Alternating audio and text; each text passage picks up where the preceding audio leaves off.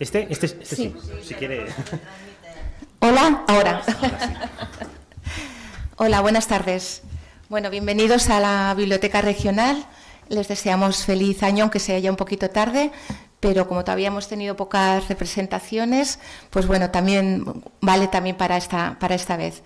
Bueno, pues como saben ustedes, sobre todo las personas más aficionadas a la ópera, el cierre del Teatro Real en 1925 causó que las temporadas operísticas no fueran estables durante casi 40 años.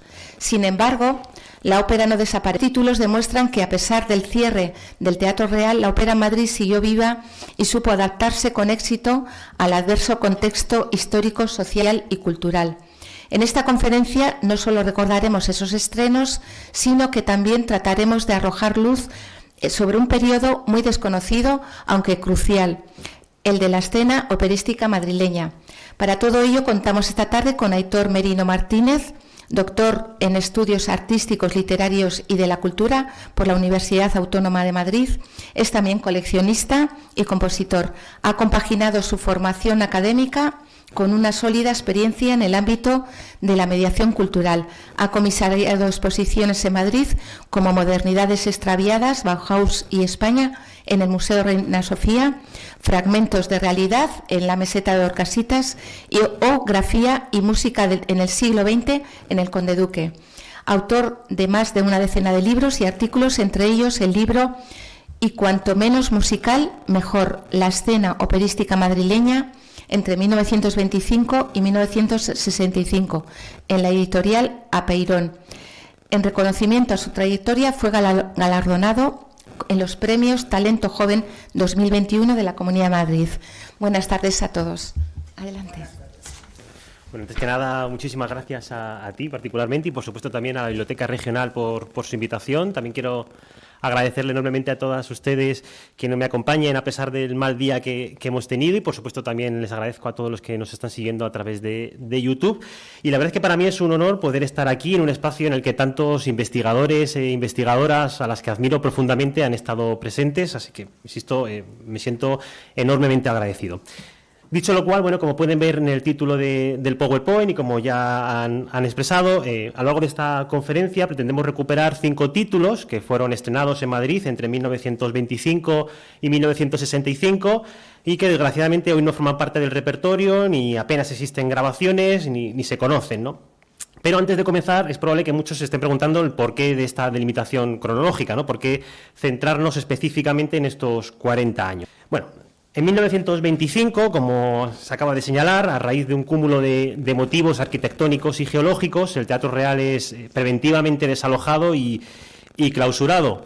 ¿Cuáles fueron esos motivos, ¿no?, que desencadenó el cierre del Teatro Real? Bueno, en realidad no es un motivo único, sino que es más bien una suma de condiciones. Para empezar, el donde hoy se alza el Teatro Real, antiguamente había un gran desnivel del terreno. Entonces, para poder construir el edificio, lo que hicieron fue rellenar ese terreno con tierra que iban extrayendo de otros solares de la ciudad de Madrid. Es decir, que no está construido sobre un terreno estable y firme y sobre todo compacto, sino que está construido sobre una faja de tierra echadiza. Y esto, lógicamente, pues, repercute en la estabilidad del edificio.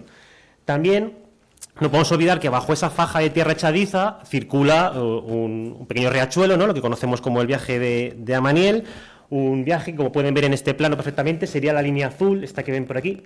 Sirve sobre todo para suministrar agua a las fuentes de la Plaza de Oriente y también para suministrar agua al Palacio Real. Lógicamente, este agua que pasaba por debajo de esa faja de tierra echadiza lo que hacía era humedecer aún más el terreno y, por supuesto, también aceleraba, ¿no?, el deterioro y la inestabilidad de los cimientos del edificio. Y por último, en 1925 comienza una obra muy importante en lo que es hoy la Plaza de Oriente, que es la construcción de 2 nuevas líneas de metro. Por un lado tendríamos esta de aquí, que sería la que discurre entre Isabel II y la Estación del Norte, que es lo que hoy conocemos como el ramal Ópera Príncipe Pío. Y también se empieza a construir esta línea de metro que conecta Isabel II con Quevedo, pasando por Santo Domingo, San Bernardo y Noviciado.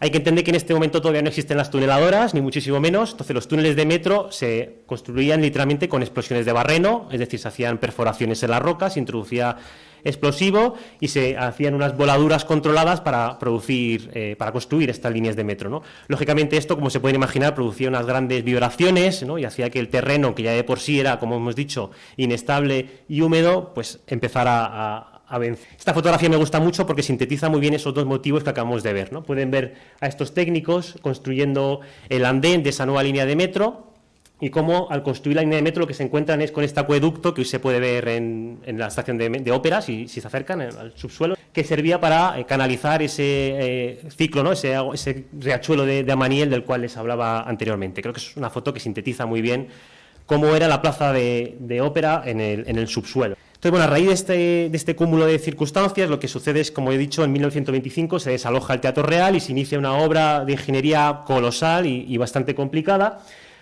Se dividió sobre todo en dos fases. Una fase muy importante fue, y la primera que se acometió, fue el recalce de los cimientos. ¿A qué me refiero con esto? Bueno, estas fotografías son extraordinarias, se conservan actualmente en el CSIC, en el archivo del CSIC. Aquí pueden ver el cimiento del Teatro Real, que es esta estructura mucho más porosa. Y como pueden ver, lo que hicieron los ingenieros fue seguir cavando hasta encontrar un terreno lo suficientemente estable y compacto como para que pudiera sostener todo el edificio.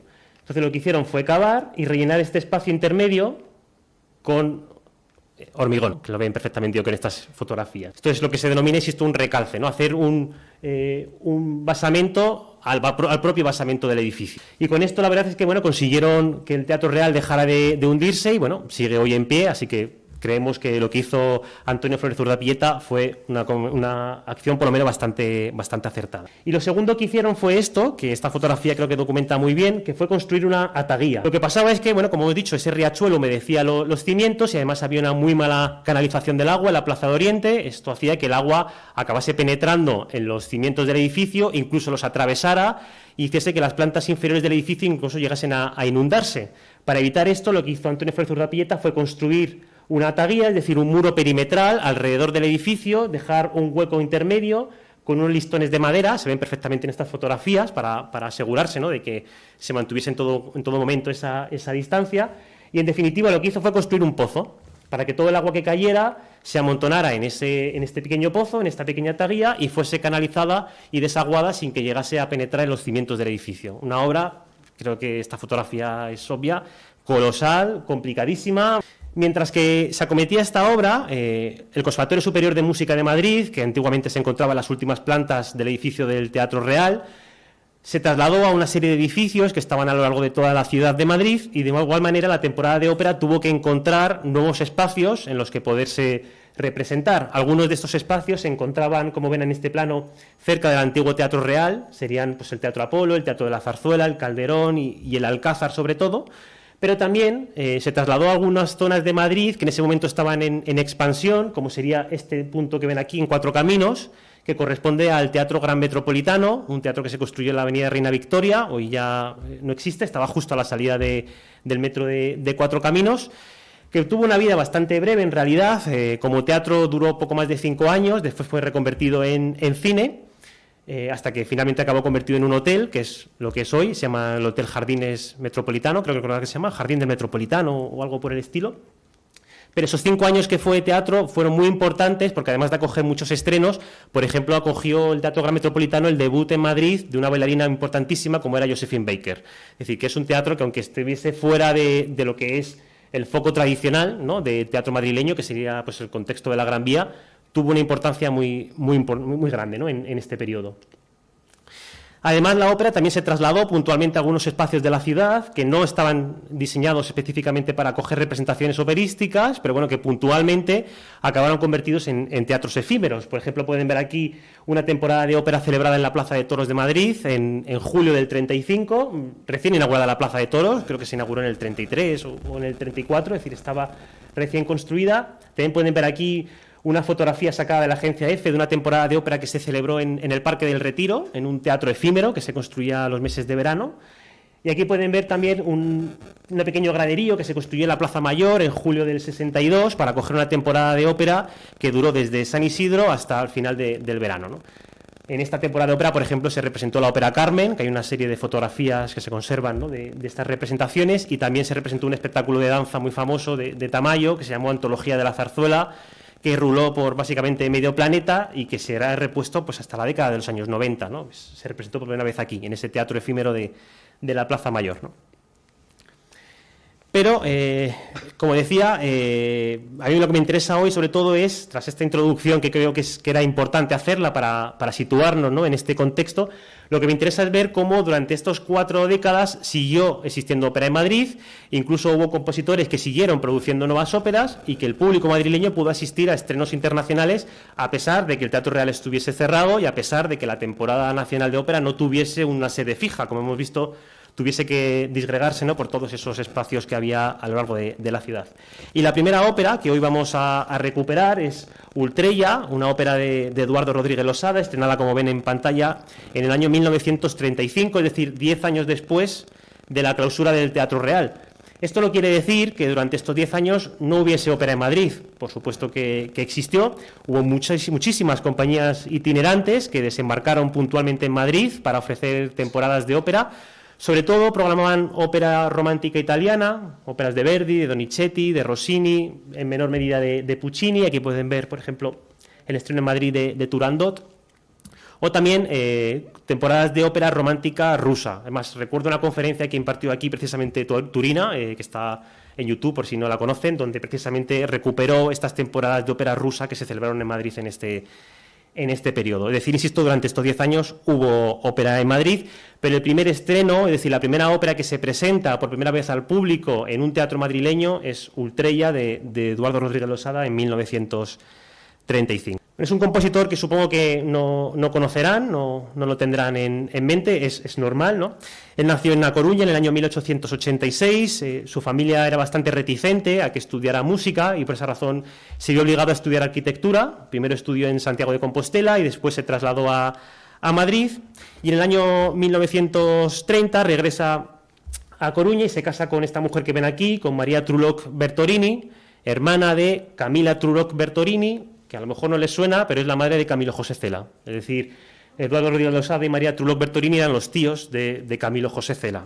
Provenía de una familia muy entregada, ¿no?, al mundo de la cultura. Como arquitecto, bueno, él fue nombrado arquitecto de la Diputación de A Coruña en 1914 y unos meses después fue nombrado arquitecto provincial de La Coruña, es decir, que la inmensa mayoría de su producción se conserva en esta ciudad. Aquí pueden ver uno de los edificios más conocidos, la Casa Cortés, que aún existe en el centro de La Coruña, y es un edificio muy interesante porque nos permite ver perfectamente cómo era la obra arquitectónica de este arquitecto, una obra ecléctica, como pueden ver, donde se mezcla una gran cantidad de referencias artísticas, y sobre todo un rasgo muy distintivo de su arquitectura es este, ¿no? Es el hecho de que él nunca remata los edificios en ángulo, sino que siempre construía estos torreones curvos rematados en una cúpula. Es una característica muy propia de su arquitectura. Aquí pueden ver, insisto, la Casa Cortés, y aquí pueden ver otra de sus obras más conocidas, la Casa Escariz, que también está en La Coruña. De nuevo pueden ver, ¿no?, cómo él mata las esquinas con estos torreones para darle a la arquitectura este carácter un poco más orgánico, ¿no?, más curvo, más envolvente. Este edificio pertenece hoy al Ayuntamiento de La Coruña. Hace no mucho, en 2019, se murió el propietario y lo donó al Ayuntamiento de La Coruña a cambio de que se leyeran unas misas en su honor, así que actualmente el propietario de este edificio es el Ayuntamiento de La Coruña, ¿no? En el año 1921 él contrae la tuberculosis y se traslada a vivir al Escorial para tratarse. Durante esta estancia en el Escorial él abandona por completamente la arquitectura y se dedica única y exclusivamente a la composición musical. En el año 1934 vuelve a trasladarse a Madrid, pero no porque cae enfermo él, sino porque cae enferma su hija, también de tuberculosis. Entonces toda la familia se traslada a un piso que alquilan en el Paseo de Rosales, y en esa estancia en Madrid, en el año 1934, él aprovecha para componer la ópera que hoy nos interesa, que es Ultrella. A lo mejor a alguno le resulta familiar esta expresión de Ultrella, no sé si la han escuchado alguna vez, no sé si se han realizado el Camino de Santiago, por ejemplo. Es una frase muy característica del Camino de Santiago. Los más puristas, cuando se cruzan con otro peregrino, en lugar de decir pues, hola o buenos días, lo que se dicen es uno al otro Ultrella, que significaría algo así como vamos o adelante o sigue más allá, ¿no? Sería como la traducción al castellano. Esta expresión, la de Ultrella, en realidad proviene de aquí, de un himno llamado Dum Pater Familias, que se conserva en el Códice Calistino de la Catedral de Santiago de Compostela, que el libro que recordarán, ¿no?, fue robado por un electricista de la catedral hace unos años. Aquí pueden ver en ese himno, que se llama así, Tum Pater Familias, como en un determinado momento aparece la expresión ultreia, ¿no? De aquí proviene esa palabra, esa expresión. Es una frase, que es una palabra, perdón, como pueden ver, profundamente ligada a la cultura gallega, y por esa razón, en el año 1919, cuando el asturiano Armando Cotarelo decide fundar una revista dedicada al patrimonio gallego, precisamente la titula así, ultreia. Es decir, que es una palabra que en el contexto gallego la gente entendía perfectamente, sabían a lo que se refería, sabían que estaba asociada con el Camino de Santiago y que tenía un contexto muy específico, ¿no? Ultreia no es la primera ópera de Rodríguez Losada, él había escrito ya 2 piezas anteriormente. En 1927 escribe El Monte de las Ánimas, con texto de Bécquer, y en el año 1929 escribe O Mariscal. Por esta razón tenemos que entender que Ultreia es una obra ya de madurez, cuando Rodríguez Losada ya había escrito anteriormente dos óperas y que por consiguiente tenía mucho bagaje, y todo este bagaje le sirve para escribir Ultreia, ¿no? Es verdad que va a escribir una 4ª ópera que se llama El Gran Teatro del Mundo, con texto de Calderón de la Barca, intuyo que les sonará, ¿no?, el título. La partitura se conserva, yo la he podido consultar, está en el archivo de la Fundación Juan March, pero es una ópera que nunca se ha estrenado. Entonces, bueno, tenemos que considerar que si solo escribió 4 óperas y la última de ellas no se ha estrenado, Ultreia es por lo menos la obra más madura que conocemos y la obra más madura que ha podido conocer el público. En realidad, El Monte de las Ánimas y O Mariscal nunca se han estrenado en Madrid, incluso hasta el día de hoy no se han presentado en Madrid. El Monte de las Ánimas se estrenó en el Teatro Rosalía de Castro de La Coruña, y O Mariscal se estrenó en el Teatro Tamberlik de Vigo. Esto quiere decir que Rodríguez Losada era un completo desconocido para el público y para la crítica madrileña cuando se estrena Ultreia. Y por esta razón, como documentó en su momento Nelly Iglesias Ríos en su tesis doctoral, muchos críticos madrileños, como por ejemplo José María Franco, Rodolfo Halfter o Gustavo Pitaluga, cuando se estrena Ultreia, escriben erróneamente que era la primera ópera de Rodríguez Losada, pero insisto, no es así. Tenemos constancia de que había escrito 2 óperas antes, aunque la crítica madrileña no la conociera. Ahora, claro, esto nos obliga a preguntarnos cómo puede ser entonces que un compositor que era completamente desconocido para el público y para la crítica madrileña estrenase en esta ciudad una ópera como Ultreia, nada más y nada menos que en el Teatro de la Zarzuela. ¿Cómo es posible? Bueno, pues la respuesta es muy sencilla, ¿no? Y es que Rodríguez Losada alquila el teatro. Rodríguez Losada alquila el Teatro de la Zarzuela y él corre con todos los gastos. Él paga con sus propios ingresos a todos los artistas, él contrata los decorados, le encarga los vestuarios, es decir, que él corre absolutamente con todos los gastos de esta producción. Y esto lo sabemos porque Adolfo Salazar escribe tras el estreno una reseña, voy a mencionarla varias veces porque es una reseña muy interesante, en la que Adolfo Salazar dice literalmente, les leo la cita, es cortísima: Ultreia no habría sido estrenada de no ser por los recursos económicos de los que dispone el propio autor, algo de lo que carecen, y aquí viene la maldad, otros compositores españoles de mucho mayor talento. Es decir, que Adolfo Salazar tenía bastante inquina por Rodríguez Losada y por eso, insisto, voy a leer en varios momentos citas de su reseña porque no tienen desperdicio. A mí me parece un poco injusto, si me permite la valoración, creo que Salazar no fue justo con Rodríguez Losada. Para empezar, porque Rodríguez Losada no era el culpable de que otros compositores no pudiesen estrenar sus óperas en Madrid. Esa responsabilidad era de los programadores o de los organismos nacionales que tenían que promocionar la música española. Y además es que a Rodríguez Losada el estreno de Ultreia le cuesta dinero. Él pierde 25.000 pesetas diarias, que para la época era una cifra considerable. Entonces, claro, encima de que pierde 25.000 pesetas diarias, culpabilizarle de que otros compositores más talentosos no pudiesen estrenar obras, yo creo que es un tanto injusto y por eso creo que hay que poner en valor, ¿no?, su obra. Bueno, para el estreno, Rodríguez Losada contrata a 2 cantantes muy importantes, que son estos que ven en pantalla, a Carmen Floria y Faustino Arregui. La escenografía se la encarga al escenógrafo Camilo Díaz Baliño, el vestuario una sastrería muy importante que había en Madrid, que era Peris Hermanos, que verán después, volveremos a hablar de ellos porque hicieron el vestuario detrás de las óperas, y la dirección de escena se la encarga Eugenio Casals, que era nada más y nada menos que el director de escena del Liceo de Barcelona, es decir, que él tira la casa por la ventana, ¿no?, si me permiten la expresión. Como pueden ver en las fotografías que hemos conseguido recuperar, la producción era espectacular, se hicieron 3 decorados. Este es el boceto del decorado del acto 1, aquí pueden ver el acto 1 ya en todo su esplendor. Como ven, representa la casa de un labrador rodeado de frondosos árboles. El segundo decorado es este, en el que representa un pinar presidido por un cruceiro, ¿no?, de piedra que indicaría el camino hacia Santiago de Compostela, hacia la Catedral de Santiago de Compostela. Y el tercer decorado, que es el más elaborado, no se ve muy bien en esta fotografía, pero ahora lo verán con más detalle, representa, a lo mejor lo llegan a semiver, ¿no?, el pórtico, ¿no?, de la gloria de la Catedral de Santiago de Compostela, ¿no? La ópera terminaría ante la propia catedral, después de haber realizado todo el camino de Santiago. Lo pueden ver con más detalle porque de ese tercer decorado tenemos, por un lado, la maqueta, que la conservan los herederos del pintor, de Camilo Díaz Baliño, que es una maqueta, yo creo que extraordinaria, ¿no? Nos permite, por lo menos, ver más detalles de esta escenografía, y conservamos incluso 2 de los telones.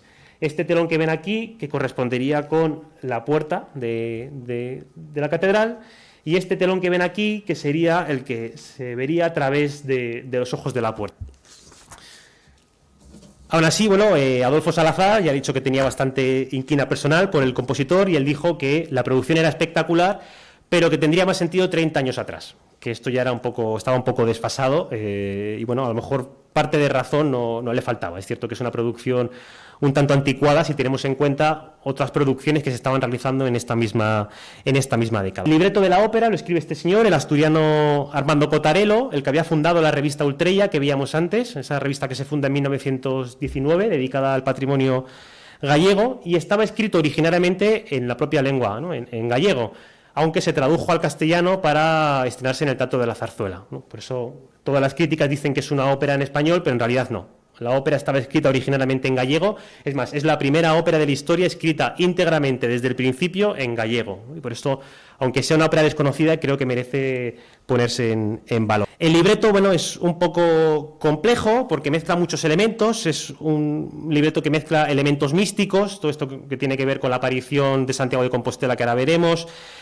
con el folclore gallego, todas esas escenas de folclore musical que también ahora comentaremos, y también tiene mucho de épica fantástica germánica a la manera de Richard Wagner. Y esto no es una opinión mía, sino que es que el compositor Rodríguez Losada era un gran amante de la música wagneriana, hasta el punto de que en 1933, es decir, 2 años antes del estreno de Ultreya, visita el Festival de Bayreuth con su mujer. Es decir, conocía perfectamente la obra de Wagner, hasta el punto de haber ido a nada más y nada menos que al templo, ¿no?, de la música wagneriana, al Festival de Bayreuth. Para no entrar en muchos detalles, porque el libreto, insisto, es algo complejo, lo resumiré diciendo que el protagonista es un conde germano, que es el que veían en el primer decorado subido a caballo, su hija, Hilda, y después una corte de soldados, entre los cuales hay 2 individuos muy importantes. Por un lado Ulrico, que es su valido, y por otro lado el juglar Franz. Ulrico está enamorado de la hija, de Hilda, pero como pueden imaginarse, Hilda, de quien está enamorada, es del juglar. No es muy original, ¿no? Creo que es la típica trama de ópera y de zarzuela española, ¿no? El típico triángulo amoroso. Cuando Ulrico se da cuenta de que Hilda está enamorada del juglar, lo que hace es destronar al conde, le usurpa la identidad y condena a los 3, al exconde, a Hilda y al juglar, a ser quemados en la hoguera.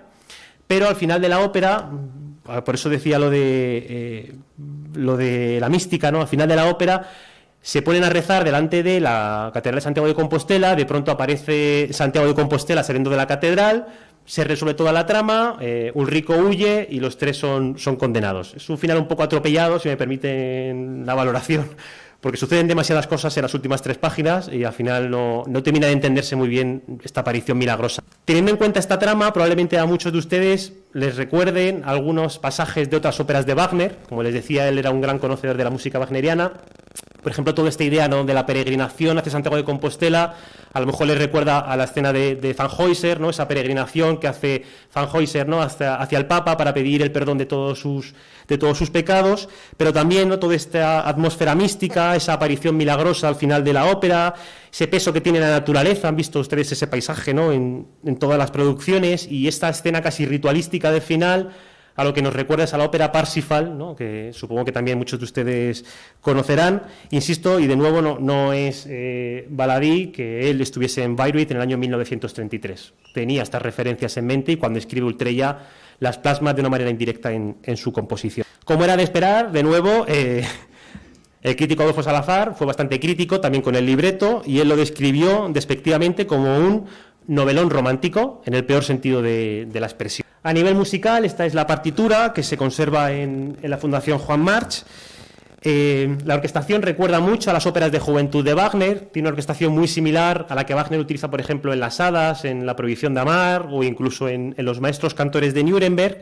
Insisto, no es de nuevo casualidad que recuerde a las partituras de Wagner, y esto es porque José Manuel Carreira, en el año 1986, se dedica a estudiar la biblioteca de este compositor, de Eduardo Rodríguez Losada, y él se da cuenta de que solo tenía una partitura de Mozart, tenía una partitura de Verdi, tenía 2 de Puccini, pero tenía 12 de Wagner. Es decir, que era el compositor que mejor conocía, y insisto, y por esa razón hay tantísimas referencias a su producción.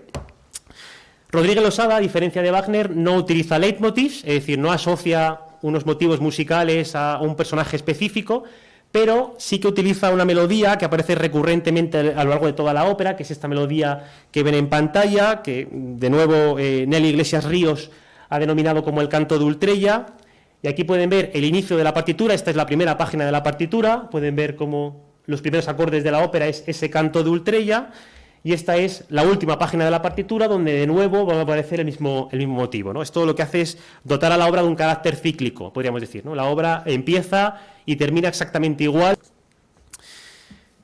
Además, bueno, Rodríguez Losada, como he dicho, introduce muchos elementos folclóricos en su obra, y por ejemplo pueden ver aquí esta escena del coro, ¿no? El sega, sega, chía o parpaya, sega, sega, sega muy topán, que está inspirada directamente en una melodía popular que él recupera y que introduce dentro de su ópera, es decir, que hay un componente folclórico también muy importante. Por toda esta razón, bueno, la crítica se dividió, el diario La Nación, La Época y ABC dijeron que era una obra extraordinaria, pero Informaciones, el diario Ya, La Voz y el Diario de Madrid cuestionaron abiertamente la calidad de la obra, aunque de nuevo, insisto, la crítica más dura fue la de Adolfo Salazar, quien literalmente dijo que esto era obra de un aficionado.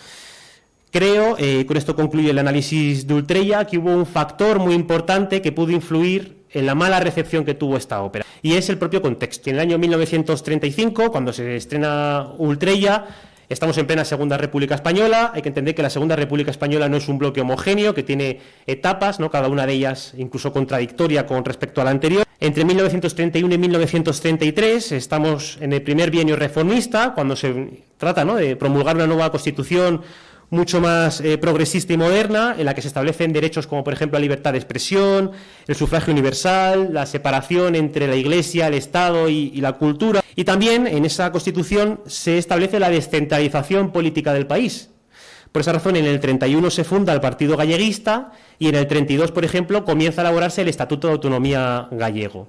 En torno al Estatuto de Autonomía gallego van a surgir muchos movimientos culturales galleguistas que van a intentar reivindicar su historia, su patrimonio y su legado, y es en ese contexto en el que debemos inscribir la ópera Ultrella. No es casualidad que se escriba en este momento la primera ópera en gallego. Es un momento en el que, insisto, hay movimientos nacionalistas gallegos que están intentando ensalzar, ¿no?, y poner en valor su patrimonio y su cultura. Pero no tenemos que pensar que esto solamente se asocia a movimientos de izquierda, sino que fue un movimiento transversal. Tanto los partidos de izquierdas como los partidos de derecha desarrollaron un gran nacionalismo gallego. Y el ejemplo más evidente es Rodríguez Losada. Él no era un compositor que podríamos vincular con la izquierda, sino al contrario, era un compositor, como pueden ver aquí, que formaba parte de la coalición regional de derechas democráticas.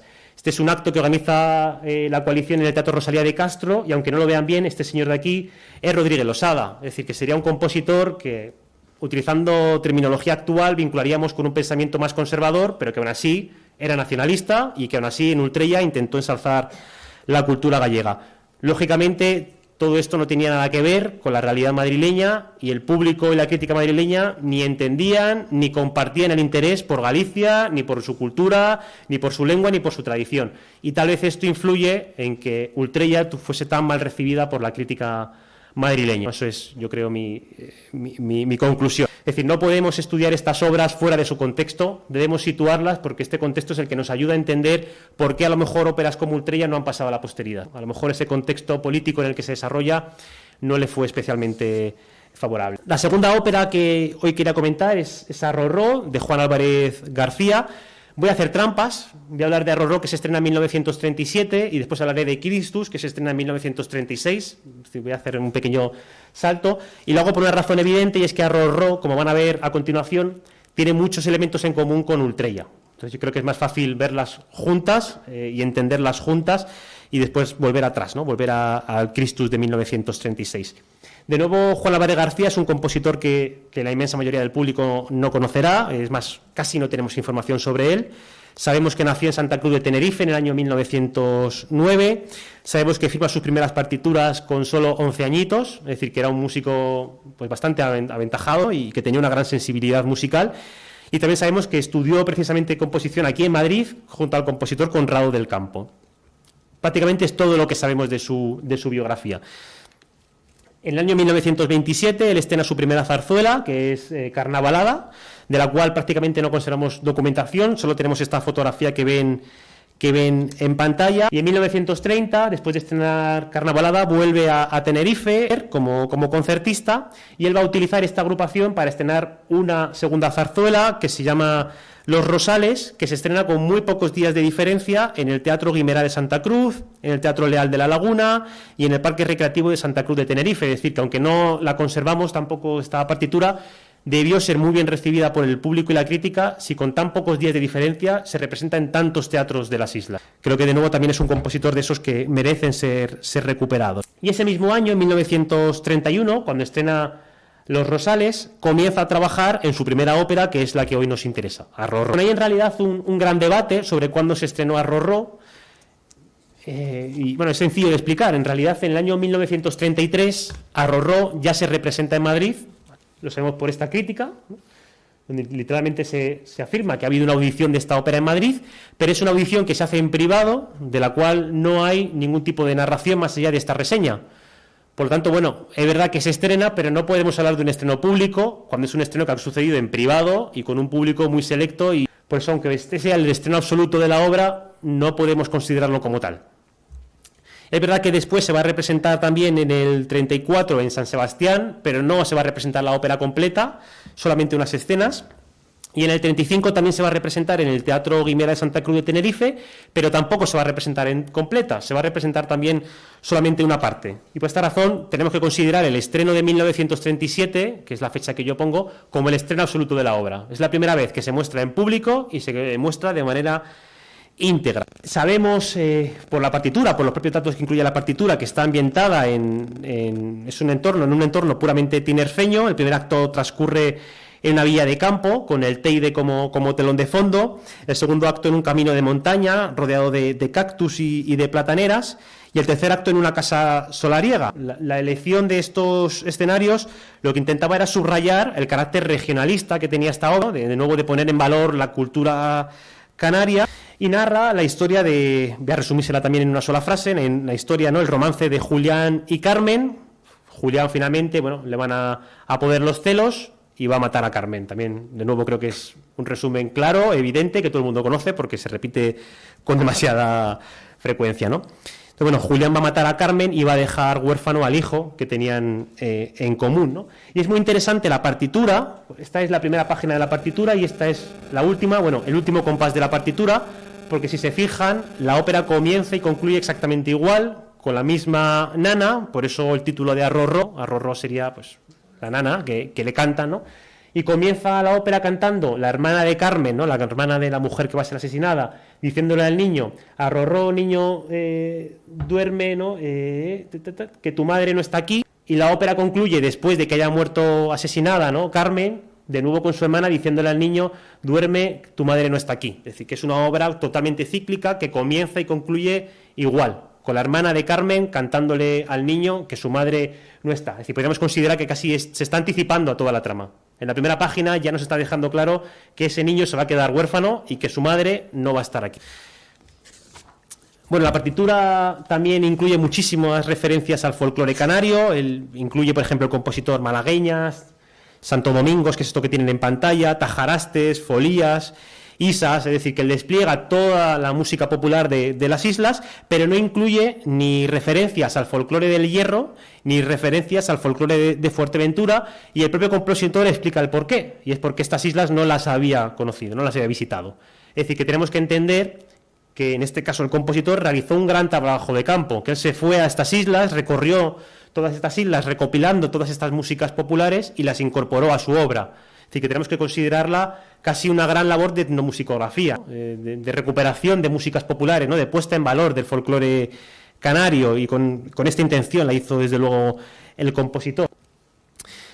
Aunque en el estreno madrileño de 1933, ese estreno privado al que nos referíamos, la obra fue cantada por esta mujer que ven en pantalla, Carmen Floria.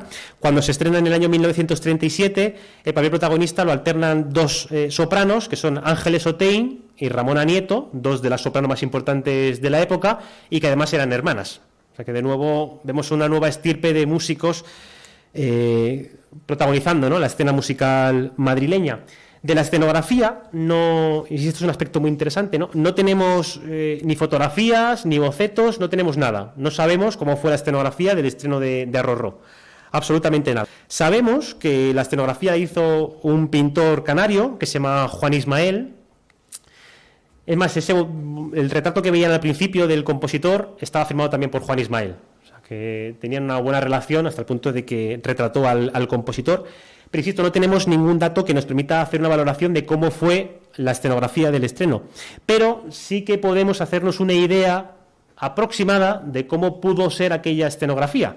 Y es porque unos meses antes del estreno de Arrorró, se ha celebrado en Barcelona la exposición Lógico-Fobista, en el año 1936, una exposición que se celebra en la librería Catalonia y que ha sido organizada por la Asociación de Amigos del Arte Nuevo de Barcelona, una exposición donde se pusieron de acuerdo, ¿no?, muchos artistas que se oponían lo decían ellos, al buen gusto, es la expresión que ellos utilizaban.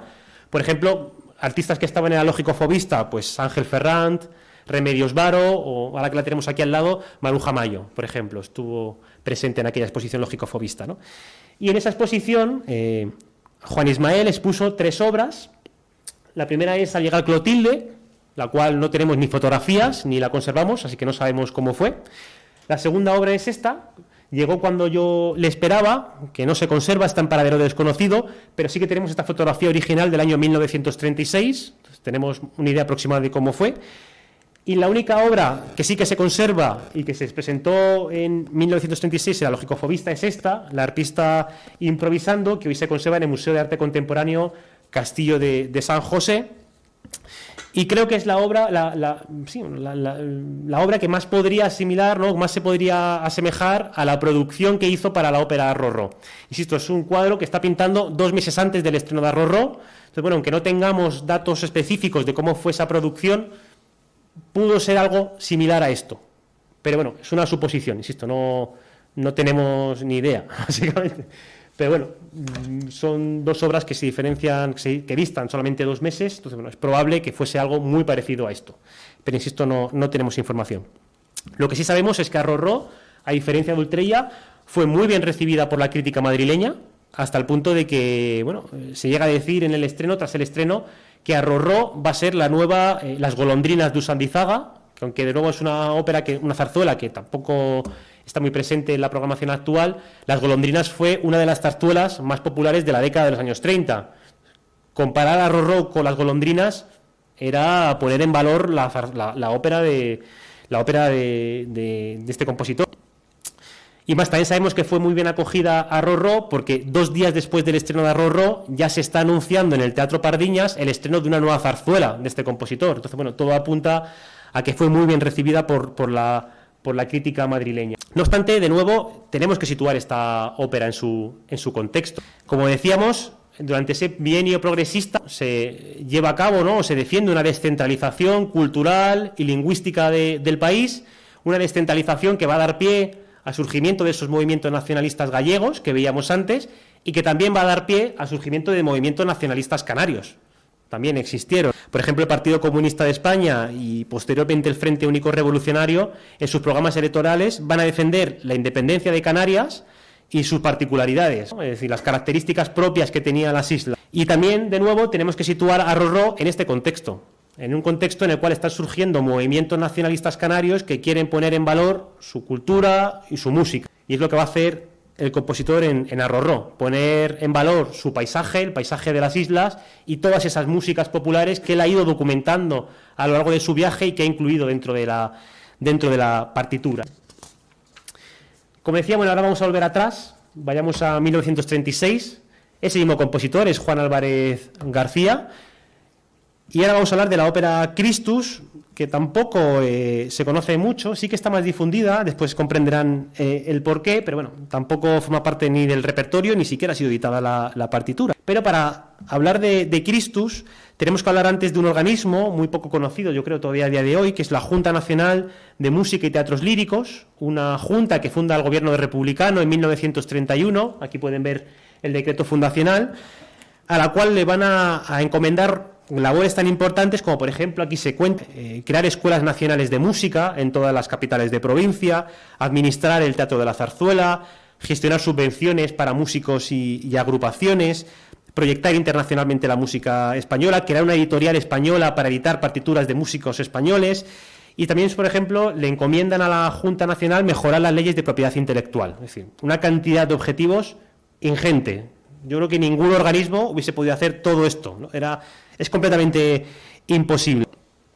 Para llevar a cabo esta misión se crea esta junta que ven aquí en pantalla, que estaba presidida por el compositor Óscar Esplá, el vicepresidente era Amadeo Vives, el secretario era Adolfo Salazar, y vocales que ustedes pueden conocer, pues por ejemplo Manuel de Falla, Conrado del Campo, Joaquín Turina, Ernesto Halfter, Enrique Fernández Arbós o Jesús Guridi. Es decir, en la composición de esta junta buscaba reunir a los principales representantes de la creación y de la crítica musical española para liderar una reforma integral de la escena lírica nacional. Ese era el objetivo con el que se creó.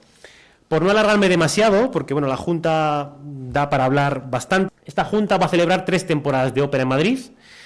Las 2 primeras en el Teatro Calderón, gestionadas por el compositor Amadeo Vives, y una tercera temporada gestionada por el compositor Federico Moreno Torroba y el libretista Arturo Cuyas de la Vega. ¿Qué sucede? Que tanto Vives en las 2 primeras temporadas como Torroba en esta tercera temporada van a utilizar los recursos de la Junta. ¿Para qué? ¿Para ensalzar la música española? No, para ensalzarse a ellos mismos. Los dos se van a dedicar a autoprogramarse. Por ejemplo, Torroba en el año 1933, cuando organiza la temporada del Teatro Calderón, de todas las óperas programa 1 o 2 representaciones como mucho, pero de su zarzuela Luisa Fernanda programa, como ven en pantalla, 18 representaciones, y de Azabache más de 70. Es decir, que literalmente está utilizando todos los recursos de la Junta para él, para ponerse a él mismo en valor, ¿no? Como pueden ustedes imaginarse, esto va a generar grandes disputas en el seno de la Junta Nacional. Va a haber muchos autores que van a ser muy críticos con esta labor de la Junta Nacional, van a entender que se está utilizando pues para la autoprogramación, ¿no? y para convertirse a sí mismos en compositores muy relevantes.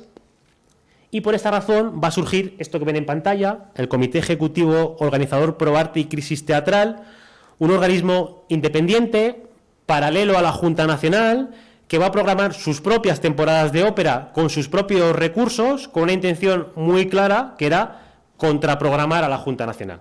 Es decir, hay que entender que estos cantantes que van a formar, ¿no?, y van a fundar este comité ejecutivo eran profundamente críticos con la Junta Nacional, eran profundamente críticos con la gestión cultural de la República Española y van a crear este comité para hacer campaña contra ella. ¿Y por qué digo esto? Bueno, porque esta Junta va a celebrar en el año 1936 una temporada de ópera en el Teatro Calderón, insisto, sufragada por ellos mismos, con sus propios recursos, en la que van a programar las óperas Madame Butterfly, El Barbero de Sevilla, La Bohème, Lucia de Lammermoor, Rigoletto, Tosca, Carmen y el estreno de Christus, que es la ópera que hoy nos reúne.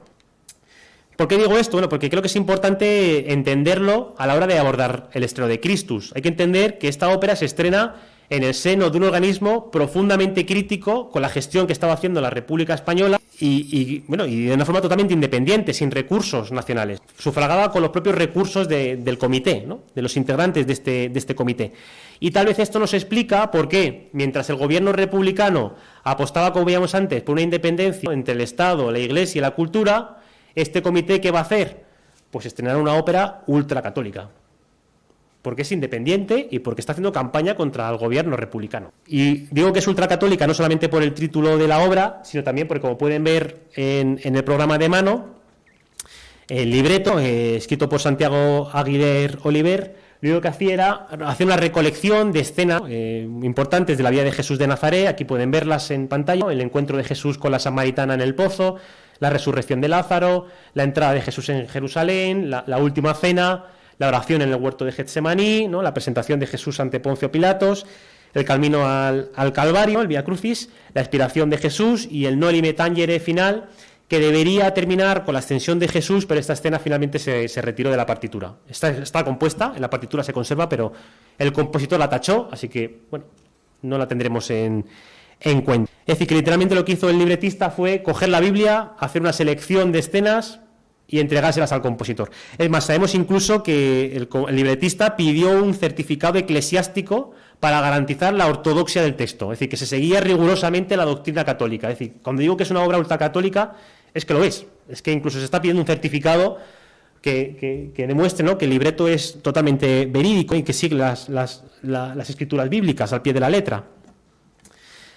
Aquí pueden ver, ¿no?, cómo, bueno, la partitura es extensísima, insisto, son más de 600 páginas, y cómo hay incluso escenas que literalmente el compositor las retira. Como escribe a lápiz no va, y esa escena se elimina finalmente de la obra, pero estamos hablando de una escena que no piensen que son 2 páginas, es que esta escena ocupa casi 50, o sea que es una obra colosal en extensión, pero absolutamente colosal. ¿Por qué es tan importante Christus? ¿Por qué es tan conocida? Pues sobre todo por los cantantes que la estrenaron. Por un lado, Carmen Floria, que va a interpretar a María Magdalena, y por otro lado el tenor Miguel Fleta, uno de los tenores más populares de la época, que va a representar el papel de Jesucristo.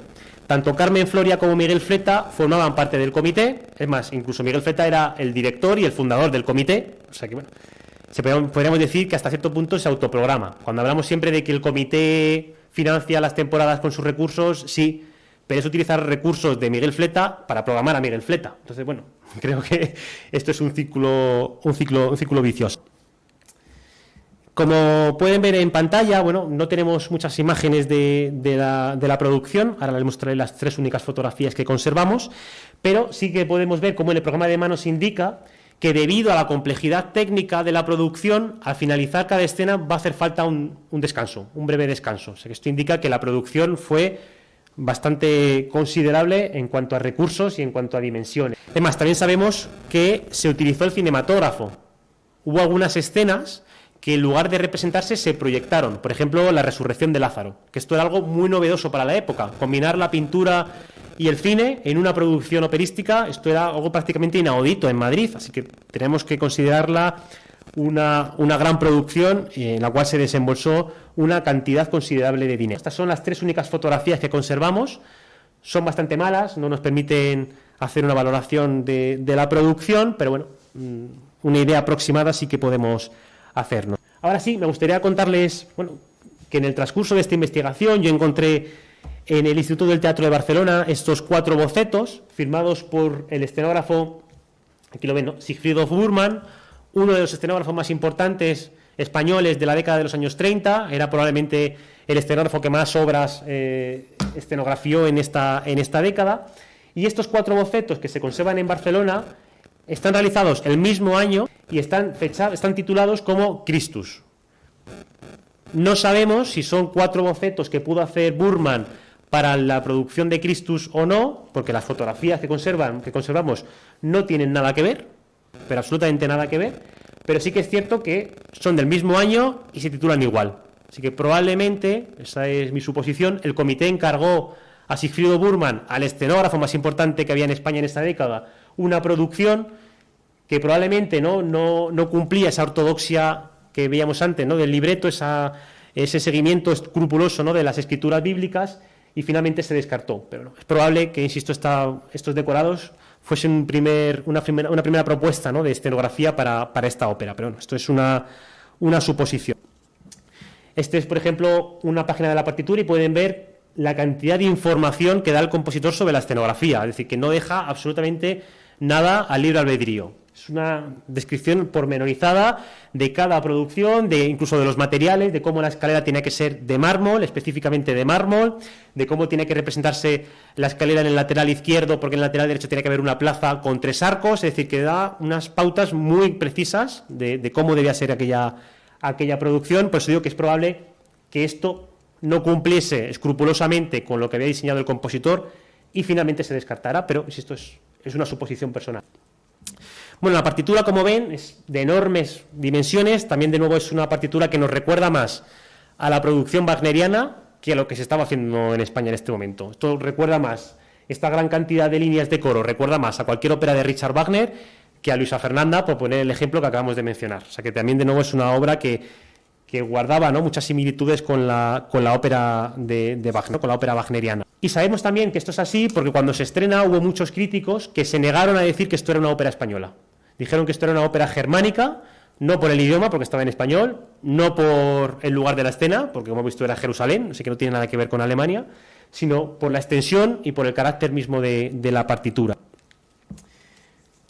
Y la crítica más interesante, yo creo, del estreno de Christus es esta que ven en pantalla, es una crítica firmada por M.H. Barroso, en la cual él dice, bueno, como hemos señalado antes, que el libretista ha cogido la Biblia, ha hecho una selección y que no ha aportado nada, es decir, que no hay nada de creatividad, que no hay nada de ingenio, que es una selección bíblica y ya, sin aportar nada a la obra, y él termina su crítica diciendo esto. Probablemente la obra hubiese tenido que terminar con el coro cantando Votad a las derechas. ¿Por qué dice esto M.H. Barroso? No solamente porque, como hemos dicho antes, es una obra ultracatólica que podíamos asociar, ¿no?, con partidos más conservadores en un momento convulso de la República Española, sino también porque 6 días después del estreno de Christus, 6 días después, se van a celebrar en España las terceras elecciones democráticas de la Segunda República Española.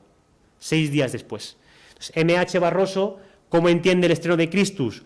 Pues como un panfleto político. Él entiende que el comité se ha posicionado, que se ha posicionado del lado de las derechas, que se ha posicionado a favor, ¿no?, de una vinculación muy directa entre la Iglesia, el Estado y la cultura, y que el estreno de Christus es un panfleto político en mitad de una campaña electoral. Esto es como él entiende el estreno de Christus. Por eso dice él lo de probablemente hubiese tenido que terminar con el coro diciendo votad a las derechas. Esto era un mitin. Así es como él lo considera, por lo menos. Sí que quiero terminar diciendo, terminar este análisis de Christus diciendo que se ha repuesto una única vez. Después de ese estreno que hemos visto en esas fotografías, se repuso una única vez en el año 1943. Este es el programa de mano de esa reposición de 1943.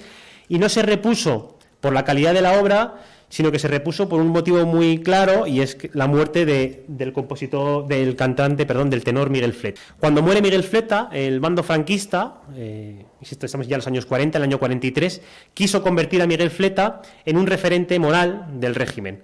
¿Por qué? Bueno, para empezar, como ven en esta fotografía muy poco conocida, porque Miguel Fleta, esta es Carmen Mirat, que es la mujer de Miguel Fleta, aunque inicialmente se posicionó del lado de la República, es verdad que el 14 de abril del 31 él está en la Puerta del Sol, y sabemos que incluso Miguel Fleta canta la Marsellesa en la Puerta del Sol de Madrid. Insisto, aunque inicialmente se posiciona del lado de la República, pronto se va a alejar de la República, como ven aquí, se va a poner el uniforme falangista, es más, él va a luchar en el bando falangista.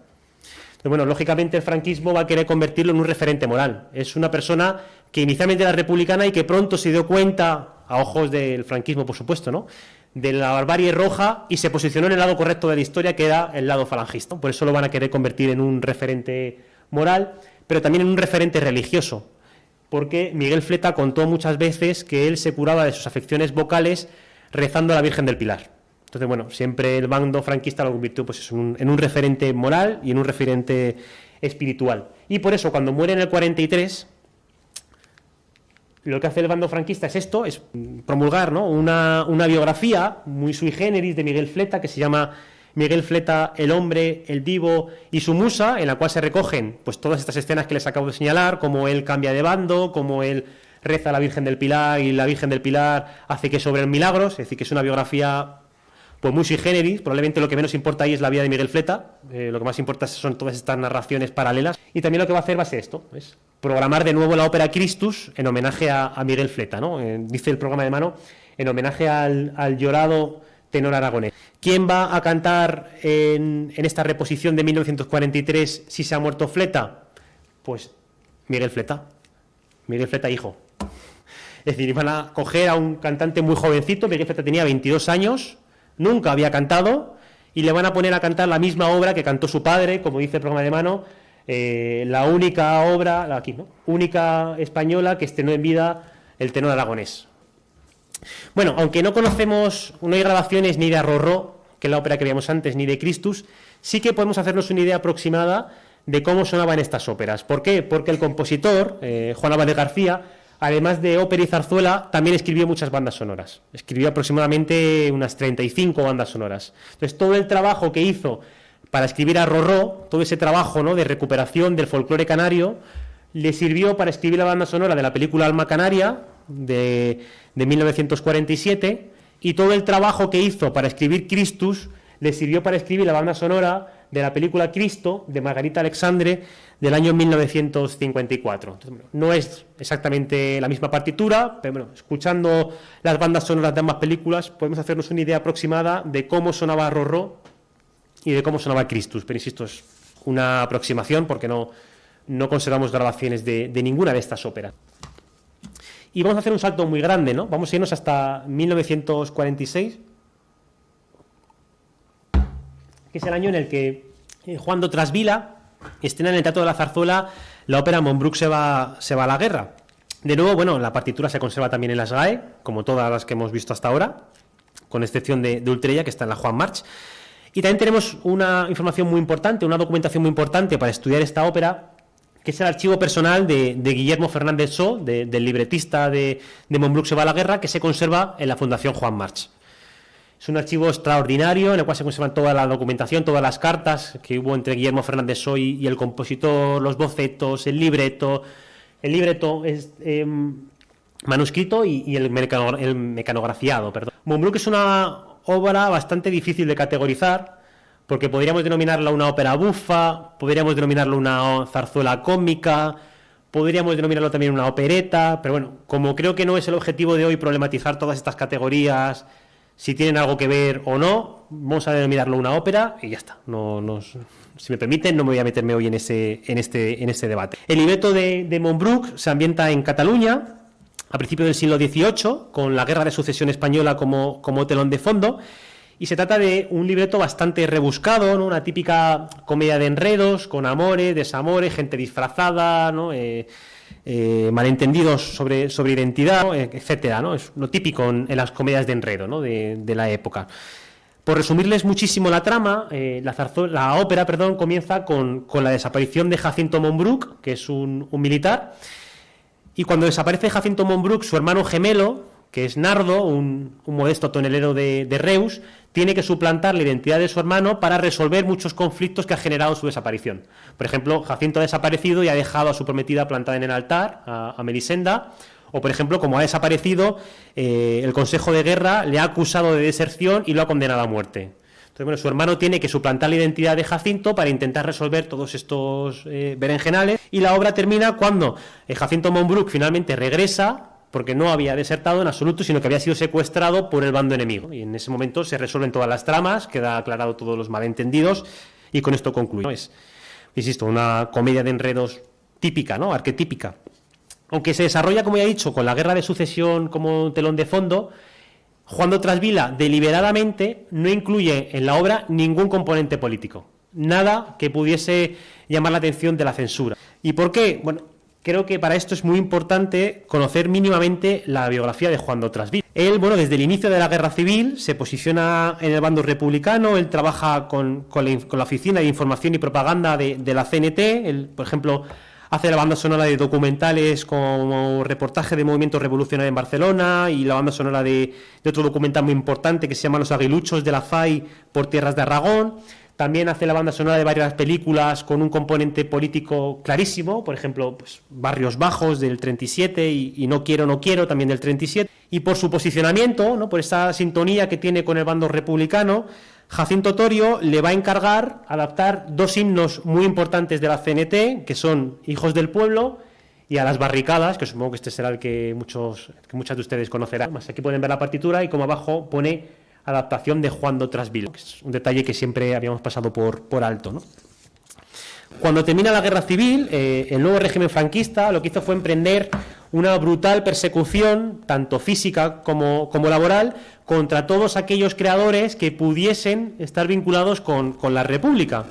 Y aquí voy a hablarles de un organismo muy poco conocido, es más, hasta el año pasado públicamente no se había reconocido su existencia, que es la Comisión Depuradora de los Socios y Administrados de la SGAE. la SGAE, nada más fundarse, funda esta comisión con una intención muy clara, que es obligar a los compositores que se consideraba que no eran lo suficientemente franquistas a acusar a otros compositores que fuesen también republicanos, bajo la amenaza de requisarles el dinero que les correspondía por derechos de autor. Hay que entender que para muchos compositores era su única fuente de ingresos, lo que recibían por derechos de autor.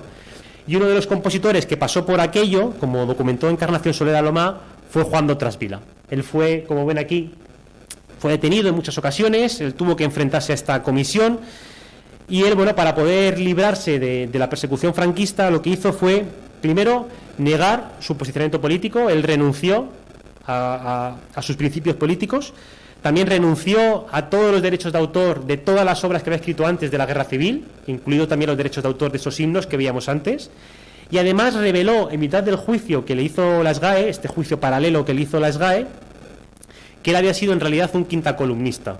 Es decir, que él había sido, fue lo que él dice, ¿no?, un falangista infiltrado en las filas republicanas para sabotear a la República.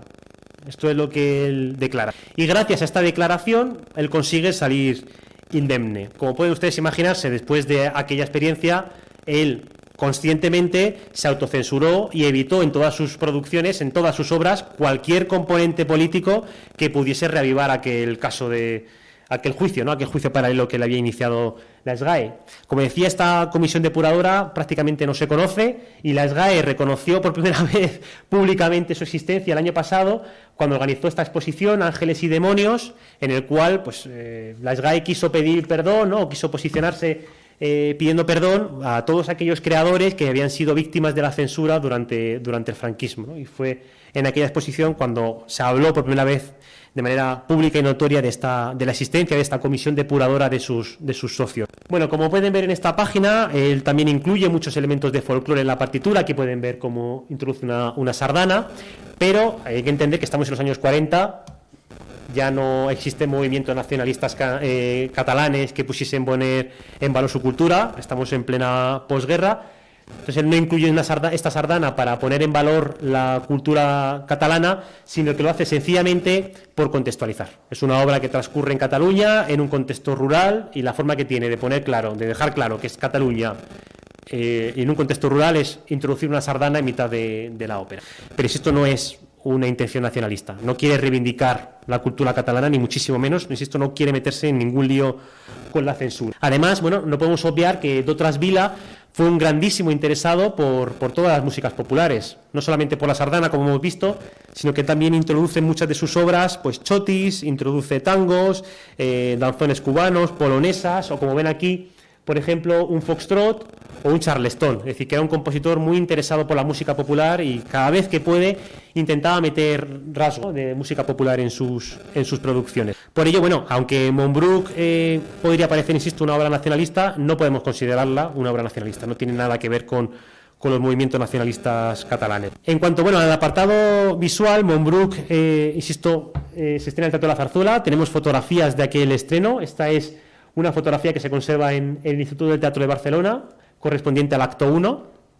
Aquí pueden ver una fotografía que se conserva en la Fundación Juan March, en ese archivo de Guillermo Fernández So, del que les hablaba, ¿no?, que sería el primer cuadro del acto 2.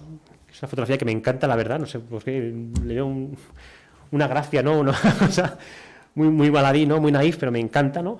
Más fue la imagen que utilizaron en el cartel que anunciaba la ópera. Aquí pueden ver el decorado de la segunda escena del acto 2, y aquí pueden ver el decorado del acto 3. Fueron 4 decorados, firmados por José González Redondela, con 150 trajes realizados por Peris Hermanos. Esa casa de la que les hablaba antes, que había diseñado el vestuario de Ultrella, pues es la casa encargada de hacer el vestuario de esta ópera. Aunque es cierto que la producción en sí misma tampoco aportaba nada a la escena madrileña, no tenía ningún componente que fuese mínimamente subversivo o innovador, sí que es una demostración de saber hacer, porque se ve muy bien en esta producción cómo cada vez están más profesionalizados, cómo tanto el vestuario como la escenografía ya no se hacen de forma arbitraria, sino que ya hay un trabajo de documentación histórica. Y esto lo sabemos porque en el archivo de Fernández So, de ese archivo que les hablaba antes, está esta carta en la cual dice Fernández So que el vestuario se va a inspirar en una ilustración incluida en el diccionario enciclopédico de la lengua catalana, que es esta que tienen aquí. Es decir, que los vestuarios están inspirándose en un documento histórico. Por ejemplo, este traje que ven aquí correspondería con este de aquí, con el número 1. Es decir, que hay un trabajo de documentación histórica, es un trabajo mucho más profesional que el que estábamos viendo antes. Y de igual manera, las escenografías tampoco eran inventadas, sino que se basaban en lugares reales. Y aquí pueden ver una fotografía sacada de los apuntes de Guillermo Fernández So, ¿no?, del Palau de la Generalitat de Barcelona, que es la fotografía en la que se inspiran para pintar el decorado, ¿no?, en la que se inspira Redondela para hacer su decorado. Por eso digo que aunque no sea una producción muy innovadora, sí que es mucho más profesional que todas las que hemos visto hasta ahora. Por lo menos hay un trabajo de documentación histórica y una pretensión de rigurosidad, ¿no?, de basarnos en cosas reales, ¿no?, en datos reales. Y la última ópera de las cuales le quiero hablar hoy, de nuevo vamos a hacer un salto enorme, vamos a irnos al 57, esta es la última ópera de las que les hablaré hoy, es La canción del amor mío, de Frances López y Juan Quintero, una obra que a diferencia de todas las anteriores está mucho mejor documentada y de nuevo van a entender al final por qué, ¿no? El libreto de La canción del amor mío es de estos dos señores que ven aquí abajo, de Arozamena y Antonio Quintero, de Jesús María de Arozamena y Antonio Quintero, que era una pareja creativa con que trabajaron poco juntos, sí que fueron muy importantes en la década de los 50 porque trabajaron juntos el libreto de esta zarzuela, ¿no?, Maravilla, que era una de las zarzuelas más populares de la década de los 50, hasta el punto de que en el 57 incluso va a ser convertida en una película. La trama de La canción del amor mío, de nuevo pasa con la Primera Guerra Carlista como telón de fondo, sin ningún componente político de nuevo, y lo que hace es mezclar elementos, ¿no? Por un lado hay algunas escenas pues que aluden a todo este conflicto bélico de las guerras carlistas, y por otro lado pues hay una típica historieta de amor entre un soldado, un oficial carlista que se llama Juan, y una actriz de una compañía ambulante que se llama Lucía. Es un libreto donde se alternan escenas grandes, ¿no?, bélicas, con escenas pues un poco más románticas, ¿no?, más íntimas, ¿no?, que son todas las relativas a esta historieta de amor. ¿Esto qué permite a los compositores? Pues hacer una partitura muy heterogénea, en la cual hay escenas muy grandes, escenas orquestales muy grandes, que son todas las relativas al conflicto bélico, y escenas muy íntimas, que son las relativas a la historieta de amor entre Juan y Lucía. Los cantantes del estreno, bueno, había cantantes importantísimos de la época, como Marta Santaolalla, como Miguel Ligero, o como Sélica Pérez Carpio, pero el protagonista indiscutible de La canción del amor mío era Luis Mariano, que en este momento ya había protagonizado 8 películas, algunas de ellas tan populares que seguro que conocen muchas de ustedes, ¿no?, como El sueño de Andalucía, en el año 50, Violetas imperiales, sobre todo del 52, las dos protagonizadas junto a Carmen Sevilla, y también, por ejemplo, había protagonizado ya Napoleón, en el 55, que es una macroproducción francesa, la cual hace un papel mucho más pequeño, no es protagonista, pero bueno, sí que es la producción cinematográfica más grande que hizo Luis Mariano, ¿no? Era un cantante tan popular en la década de los 50 que incluso existía merchandising, que esto es algo inaudito para la época, como se regalaban estas figurillas, ¿no?, de Mocalux regalaba estas figuritas de Luis Mariano, o incluso cómo existían nuestros carteles publicitarios anunciando que Luis Mariano se había incorporado al circo Pinder, que era uno de los circos más populares que había en la época en París. Había una gran campaña de marketing detrás de Luis Mariano. Por eso insisto que a pesar de todos esos cantantes que hemos visto antes, el protagonista indiscutible de La canción del amor mío fue Luis Mariano, y también por eso probablemente es la obra que mejor documentada está de todas las que hemos visto hoy, ¿no? Por él, no por la calidad de la obra. Luis Mariano trascendía tanto la ópera como la zarzuela. Más siempre la gente cree que no cantó ópera, pero sí cantó. Luis Mariano cantó de joven, por ejemplo, Don Pasquale de Donizetti, hizo una gira por varios teatros franceses cantando Don Pasquale de Donizetti, también cantó Tosca en francés, no en italiano, Rigoletto también en francés, es decir, que también fue un cantante operístico, aunque esa parte de su biografía no la conocemos tanto, ¿no? Pero él, insisto, trascendía la ópera y la zarzuela porque él atraía la atención de un público que tradicionalmente no frecuentaba ni los teatros de ópera ni los teatros de zarzuela. Él atraía la atención de gente que no tenía nada que ver con este género. Y por eso, por ejemplo, pues conseguimos esta fotografía del estreno de La canción del amor mío junto a Lola Flores en el camerino del Teatro de la Zarzuela, ¿no? Gente, insisto, que no provenía del mundo de la ópera y de la zarzuela y que llegaban a este género por él, o mejor dicho, a través de él. Además, bueno, incluso existe, ¿no?, como he dicho, una pequeña grabación parcial de La canción del amor mío, que es esta que ven aquí, comercializada en vinilo, y digo parcial, porque como ven en pantalla, solamente están los números que cantaba Luis Mariano. El resto de la ópera a nadie le importaba y a nadie le interesaba. El protagonista era él, y por eso lo importante del vinilo es él.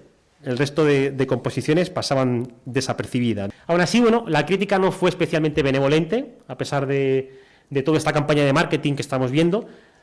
Y en parte yo creo que la culpa, sobre todo, estuvo de las grandes expectativas generadas. Es que no podemos negar que cuando se va a estrenar La canción del amor mío, hay periódicos que llegan a decir que este va a ser el mayor acontecimiento lírico del siglo, ¿no? Bueno, a lo mejor fueron especialmente benevolentes o tenían unas aspiraciones bastante grandilocuentes. En realidad la crítica fue bastante dura, dijeron que era una obra desordenada y confusa, y tenemos que entender el porqué. Como hemos dicho, mezclaba escenas bélicas, escenas románticas, escenas con grandes orquestas, con escenas muy íntimas, una mezcla muy extraña que la crítica no entendió, y por eso hablaban de desorden y de confusión. Y aquí yo tengo que romper una lanza a favor de Luis Mariano y de Francis López, ¿no? Yo creo que la crítica no la entendió, pero ellos fueron siempre muy sinceros. Francis López ya había escrito 3 obras, dejémoslo así, entre comillas, ¿no? Ya había escrito 3 obras para Luis Mariano previamente, que eran La Vía de Cádiz, El Cantor de México y Andalucía. Las 3 se adaptaron después al cine, así que es probable que alguna de ellas la hayan visto ustedes en cine. Es decir, que Francis López conocía perfectamente a Luis Mariano, sabía perfectamente cuáles eran sus dotes dramáticas, cuáles eran sus dotes musicales, y sabía perfectamente que a Luis Mariano le encantaba esta mezcla de estilos. O sea, lo hizo conscientemente. No es que fuese torpe y fuese confuso, sino que lo hizo conscientemente porque sabía que a Luis Mariano esto le gustaba. Y para entender el porqué, ¿no?, de este interés por la mezcla de estilos, tenemos que recordar un dato muy importante de la biografía, tanto del compositor, de Francis López, como del cantante, de Luis Mariano. Y es que los dos fueron emigrantes. Por un lado, Francis López nace en Francia, pero su padre era peruano y su madre era argentina, es decir, que él proviene de una familia migrante, y que Luis Mariano, aunque nace en Irún, se traslada a Francia con su familia huyendo de la guerra civil. Es decir, los dos han vivido lo que supone abandonar tu país de origen, ¿no?, e irte a un país de adopción, y por esta razón, en sus respectivas obras, lo que hicieron fue mezclar ambas culturas, la propia y la heredada, ¿no? Ambos se entendían como ciudadanos del mundo, y por lo tanto no tenían que circunscribirse a un género en particular. Por eso, por ejemplo, Luis Mariano en sus películas, pues lo mismo canta copla, que flamenco, que chanson francesa, que hay escenas de cabaret, que canta una ranchera en El Cantor de México o incluso una samba brasileña. Y esto es lo que la crítica probablemente no entendió que mezclaran tantas referencias musicales tan variopintas. Por ejemplo, aquí pueden ver en una página de la partitura como en el acto 1 hay un ballet de swing, que esto no tiene nada que ver con lo que se estaba haciendo en la ópera española en este momento, ¿no? Hay una pretensión deliberadamente de mezclar géneros musicales, ¿no?, de mezclar tradiciones, pero insisto, hay que entender la biografía de ambos. Si solo entendemos que los dos han sido migrantes, que los dos han abandonado sus países, entendemos el porqué de esta mezcla, ¿no?, que los dos son transfronterizos, podríamos decir así. Finalmente, bueno, como fue tan mal recibida por la crítica, ni se adaptó al cine, como sí que pasó con todas las óperas que hemos visto anteriormente, las óperas, quiero decir, de Luis Mariano, que hemos visto anteriormente, ni fue traducida al francés para estrenarse en Francia como inicialmente se había previsto. Es una ópera que pasó desapercibido y que quedó en el olvido hasta el punto de que desde el año 1957 no se ha vuelto a reponer. Pero, casualmente, la semana pasada, por avatares del destino, encontré aquí una serie de fotografías que yo no conocía hasta, insisto, la semana pasada, en el archivo de Santos Lluvero, que documentan el estreno de La canción del amor mío en el Teatro de la Zarzuela. Y esta fotografía me han permitido saber que se elaboraron 4 decorados. Este es el primero de ellos. Este es el segundo de ellos, que sería una casa vasca, como ven aquí de fondo, con este balcón, ¿no?, y esas telas. Este es el tercero, que aunque no se vea muy bien, ¿no?, se reconoce que es distinto al anterior por como una especie como de torreón, ¿no?, algo por el estilo. Y este es el cuarto, que parece que no tiene nada que ver con lo anterior. Les he dicho que esto sucede en plena guerra carlista, y esto, pues, muy carlista no parece, ¿no? Pero hay que entender que si esto es una partitura en la que se mezclan muchos elementos, y el acto 1 y el acto 2 empiezan con los tramoyistas del teatro conversando, están hablando, ¿no?, comienza diciendo un tramoyista a otro, es que nunca nos sacan a los aplausos a nosotros, ¿no? Estamos aquí trabajando, somos los que pintamos y nunca salimos en los aplausos finales. Es como una escena que rompe un poco la trama de la ópera, introduce un elemento cómico, una subtrama cómica, y esto es lo que estamos viendo aquí, como ese grupo de pintores, que serán los que estarían pintando las producciones, los decorados de La canción del amor mío, pues están debatiendo de que nunca les aplauden a ellos, ¿no?, de que siempre los aplausos se lo llevan los cantantes protagonistas, pero ellos pasan desapercibidos. En definitiva, y con esto Concluyo, la recuperación de estos 5 estrenos no es una cuestión anecdótica o baladí, sino que yo creo que recuperar estos títulos es saldar una deuda histórica, es demostrar que aunque el Teatro Real estuviese cerrado, los compositores siguieron produciendo y aunque Madrid no tuviese una temporada de ópera regular, siguieron celebrándose estrenos internacionales en esta ciudad. Porque la ópera, insisto, más allá de una forma de entretenimiento o una forma de deleite, es ante todo una ventana para asomarnos a la historia. Y estudiar estas óperas, recuperar estas óperas, lo que nos permite es, ante todo, conocer mejor esos contextos históricos que hemos ido relatando a lo largo de esta conferencia, ¿no? Termino agradeciéndoles de nuevo su atención y, por supuesto, si tienen alguna pregunta, estaré encantadísimo de responderles. Muchísimas gracias.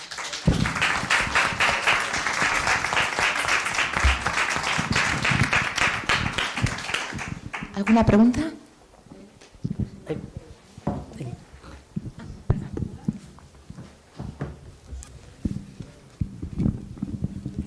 Hola, buenas tardes. ¿Por qué la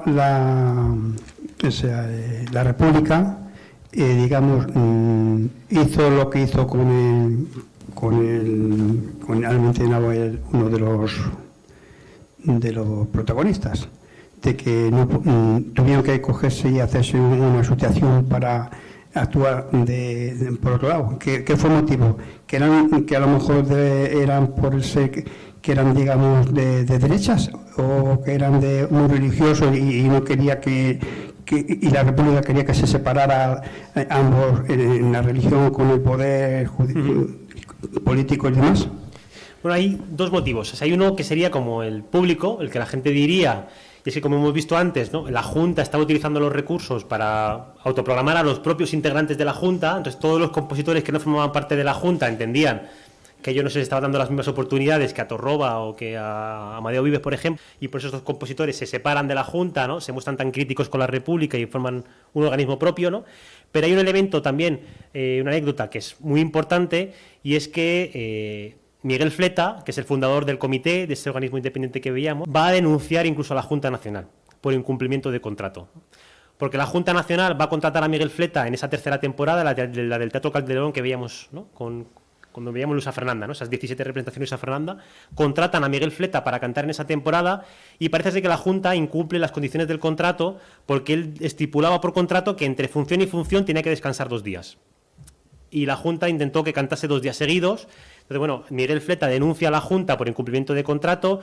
Una primera sentencia le da la razón a Miguel Fleta, dice que efectivamente es verdad que se han incumplido las condiciones contractuales, pero la Junta presenta un recurso y el recurso dice que los dos tienen culpa. Que Miguel Fleta tiene razón en que no lo han dejado descansar como estipulaba el contrato, pero que también es verdad que la Junta había intentado llegar a un acuerdo con él y Miguel Fleta no había querido. Entonces, al final se condena a pagar a los dos. Ninguno se pagó. Miguel Fleta se murió sin pagar y la Junta tampoco pagó, ¿no? Entonces hay que entender que Miguel Fleta es tan crítico con la Junta por esta razón, ¿no? Uno, porque entiende que está utilizando los recursos para potenciarse a sí misma, y por otro lado, porque están incumpliendo un contrato con él. Él se ha metido en un juicio contra la Junta, es decir, se ha metido en un juicio contra la República Española, y la segunda sentencia ha ido en su contra. Es decir, ha sido condenado contra la República Española. Entonces, bueno, yo creo que también esta conversión que veíamos, ¿no?, de cómo Miguel Fleta cantaba el 14 de abril del 31 la Marsellesa y después aparece vestido con un uniforme falangista, yo creo que también, es mi opinión, además esto lo cuento en el libro, yo creo que parte de ahí, ¿no? Parte su desencanto con la República viene del hecho de ese juicio que él tiene contra la Junta Nacional. Es una suposición personal, no te puedo asegurar, pero bueno, yo creo que las fechas cuadran y los acontecimientos yo creo que también. O sea, creo que en realidad el artífice es él. No es un grupo de artistas independientes, sino que es Miguel Fleta el que se mueve, el que convence a una soprano que se llama Matilde Revenga, y entre Matilde Revenga y Miguel Fleta, con los ahorros que ambos tenían, fundan ese comité de autoprogramación, ¿no?, de programación paralela con la República. Creo que te he respondido, no sé si... Sí, como había habido un conflicto, pero claro, es que también esos que hicieron la Junta aparte, es que no pertenecían a la Junta entonces. ¿Quiénes? Los... Fleta, al principio, cuando eso no pertenecía, entonces, que si no pertenecía, ¿por qué protestaba? O sea, sobre todo protestan los compositores. Claro. Los compositores que son los que lo que no se puede hacer es que no tú quieras pertenecer y después quieras actuar, ¿no? Si tú no eres de la Junta, tú no eres socio, pues tú Otra cosa es que te admitamos porque es una persona que queremos a lo mejor que nos represente en algún acto, pero Sí, si no, ¿qué está reclamando? Sí, sí. También veo que se ha escrito mucho. Yo creo que también hubo un problema de expectativas, ¿no? De que Fleta, cuando vio que esto era la Junta Nacional, que esto era un organismo de la República, él pensó que iba a haber todo el dinero del mundo. Y cuando se da cuenta de que el presupuesto de la Junta es bastante limitado, de que tampoco le pagan tanto como él se esperaba, es cuando él intenta también romper el contrato diciendo que no, que es que se están incumpliendo las condiciones, pero yo creo que en realidad parte de un desencanto monetario, ¿no? De que se da cuenta de que no hay tanto dinero como él pensaba, ¿no? Y por eso yo creo que él se mete en ese conflicto jurídico con la Junta Nacional, ¿no? No quiero que parezca esto una campaña contra Miguel Fleta. O sea, no, que parece que cuando al principio que habías intervenido y que se fundó una junta porque Sí. la junta no quería, pues a mí me ha extrañado que una persona que no pertenece a la junta quiera reclamar algo que no le corresponde. Sí. Hazte socio y entonces serás uno más. Sí. Hay incluso unos cartelones que tengo yo uno en mi colección que publica el comité ejecutivo organizador, ese ente paralelo, ¿no? Independiente, en el que literalmente dicen en el cartelón, como la Junta Nacional es incapaz de programar la temporada de ópera que se merece una ciudad como Madrid, seremos los miembros del comité con nuestros propios recursos lo que lo haremos. O sea, que hace una campaña en contra de la Junta, pero directísima, y no en contra de la Junta, es que va en contra de la República. Es que la Junta es la República Española, es que es el órgano que crea la República Española para gestionar el teatro y la música. O sea, hacer campaña contra la Junta es ir en contra de la República Española, ¿no? Y lo que están diciendo es, como ellos no lo pueden hacer, lo vamos a hacer nosotros, con nuestros propios recursos, ¿no? Así que es un posicionamiento bastante osado, ¿no? Que al final le salió bien, porque al final quien gana la guerra es quien gana la guerra, ¿no? Es verdad que se posicionó, cambió de bando y le vino bien, ¿no? Y por eso en los años 40, por ejemplo, pues existe esta recuperación de Miguel Fleta y esa puesta en valor de Miguel Fleta, pero bueno, fue bastante atrevido por su parte, yo creo. Demasiado que no fue fusilado. Porque entonces en aquella época Sí, aquí. Sí, muchísimas gracias por la conferencia. ¿Qué trascendencia ha tenido la ópera española o la zarzuela española en el extranjero, a nivel internacional? Mínimo. Emma, yo creo que tenemos un problema en España siempre, que es el de la ópera española. Juan Álvarez Taladrí siempre decía, ¿no? Es que le escribía en un artículo publicado, es que no sé muy bien qué es la ópera española, ¿no? Dice, ¿qué determina la nacionalidad de una ópera? La nacionalidad del compositor, el idioma del libreto, el lugar en el que se desarrolla la trama, ¿no? Dice Taladrí, es que, por ejemplo, Mozart es salzburgués y siempre le hemos etiquetado como ópera italiana. Dice, Don Carlo se representa, ¿no? Transcurre casi toda la ópera en el Escorial y es una ópera italiana, ¿no? Y Carmen pasa en Sevilla, está repleta de música española y la hemos considerado siempre una ópera francesa, ¿no? Entonces dice él, es que no me queda muy claro qué es la ópera española. Entonces, ¿de qué depende? ¿Del idioma del libreto? No. ¿Del lugar de la trama? Tampoco. ¿De la nacionalidad del compositor? Tampoco. Entonces, ¿qué es exactamente esto de hacer una ópera española, ¿no? Entonces sí que hay algunos compositores que desde finales del 19 en realidad, ¿no? Desde el surgimiento de los movimientos nacionalistas, van a querer crear una ópera propia española, introduciendo todo este folclore, ¿no? Intentando mezclar la ópera italiana, la ópera francesa con lo que es la música popular española, pero eso es un experimento que va a quedar al fin y al cabo en nada, ¿no? En agua de borrajas. Entonces al final nunca ha existido como tal una ópera que podríamos considerar española o un género propio de España, ¿no? Una forma de hacer ópera en España, eso como tal no. La zarzuela, ¿no? Es que en realidad, esto siempre hay críticos muy duros, pero siempre dicen, ¿no? Es que no teníamos que haber creado nunca una distinción entre ópera y zarzuela, ¿no? O sea, nos empeñamos en crear una cosa propia que lo llamamos zarzuela, pero en realidad tenemos que haber llamado todo ópera y ya está. Y habernos librado de todas estas etiquetas, de toda esta nomenclatura, de todas estas disputas entre géneros, porque no sirven para nada, en realidad, ¿no? Y al final lo que determina qué es una ópera y qué es una zarzuela, ¿qué es? Claro, siempre entendemos que en la ópera se canta todo y que en la zarzuela... Claro, pero por ejemplo Carmen hay partes habladas y partes cantadas. En la flauta mágica de Mozart hay partes habladas y partes cantadas. En el Barbero de Sevilla hay partes habladas y partes cantadas. Entonces, ¿dónde está la distinción entre ópera y zarzuela? No está tan clara, ¿no? Y al final siempre hay un profesor de la Complutense que siempre me decía, al final lo que determina qué es ópera y qué es zarzuela es quién lo canta. Si lo canta una compañía de ópera es ópera y si lo canta una compañía de zarzuela es zarzuela. Ya está. y es cierto, ¿no? Que al final utilizar estas expresiones es lo más sencillo, ¿no? Porque al final cuando te metes en unos berenjenales, ¿no?, de nomenclaturas que no van a ningún sitio, porque en realidad separar ópera y zarzuela no sirve para nada. ¿para qué más nos da, ¿no? Si es ópera o es zarzuela? Por eso, como he dicho antes, había unas Montbrouck, se puede decir que es ópera, se puede decir que es zarzuela, que es opereta, que es ópera bufa, y es todo a la vez, ¿no? Entonces, bueno, creo que no es bueno meterse en esos berenjenales terminológicos, ¿no? Yo creo, pero bueno. No sé, en mi ignorancia sobre música, a mí me parece que la música de las óperas o de las zarzuelas es fantástica, en cambio los textos quedan un poco ramplones, pero es una opinión, ¿no? Bueno, hemos tenido buenos libretistas. Yo creo que Fernández So es uno de los grandes y Ayala yo creo que también, pero bueno, sí que es verdad que siempre adolece, yo creo, la zarzuela un poco de los libretos, ¿no? Antes, cuando les resumía yo estas óperas genéricamente, porque es que en realidad casi todas las zarzuelas sucede lo mismo, ¿no? O triángulos amorosos, o desamores, o alguien que muere al final por un triángulo amoroso. Sí que es verdad que no hay un gran desarrollo de los libretos, ¿no? Y sí que la ópera, por el contrario, pues no, como un arte pensado más para una élite, para gente culta, para gente que hablaba idiomas, sí que siempre intenta introducir un simbolismo, sí que hay corrientes dentro de la ópera, ¿no? Que intentan llevar la ópera pues a una esfera distinta, ¿no? Y la zarzuela siempre se queda en lo popular, ¿no? En unas historias que la gente entendiera, con tramas que más o menos la gente pudiese compartir, incluso que hubiesen vivido ellos mismos, ¿no? Y no aspirando nunca a esa trascendencia, ¿no? Entonces yo creo que sí que la zarzuela siempre peca de simple, ¿no? Los libretos, ¿no? Pero la música es fantástica, o sea, es muy buena, tiene todas las calidades de una ópera, ¿no? Pero sí, es ahí donde fallamos. Pues muchísimas bueno, gracias. hay mucho. Lo malo de la zarzuela es que se escribe mucha, ¿no? Siempre eso es lo malo. Cuando se escribe mucho, sí, hay de todo, ¿no? Cuando siempre el Teatro de la Zarzuela dice, no, recuperamos una obra que hace 200 años que no se representaba, a veces sale del teatro diciendo, a lo mejor no hace falta recuperarla. Bueno.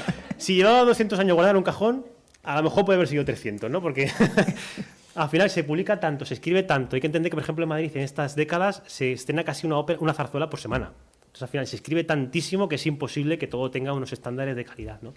Entonces, bueno, pecamos a lo mejor de sobreproducir, pero bueno. Musicalmente, aún así, yo soy un gran amante de la zarzuela, así que nunca criticaré el género porque me parece extraordinario y hay que ponerlo en valor, tanto dentro como fuera de España, ¿eh? Gracias. Por eso han dejado el género chico. Muy bien, pues si os parece ya, damos por terminada. Muchísimas gracias, Aitor. A vosotros de nuevo, ¿eh? Muchísimas gracias.